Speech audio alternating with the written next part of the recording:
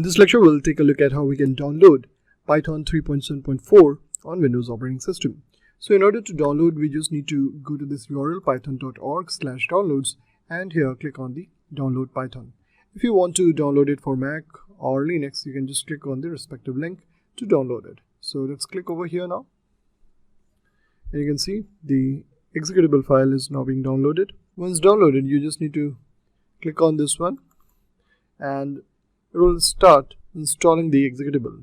Here, don't forget to add Python 3.7 to path. So select that as well and then select install now. Click on yes. And you can see it says setup was successful. Just click on close now. And that's pretty much it as far as installing Python is considered on Windows operating system. Now here, if you go to advanced system settings, click on environment variables. Here you will find the path variable and you can see that the Python is now part of the path environment variable setting. Now in the next lecture, we'll see how we can write Python scripts using Visual Studio Code Editor.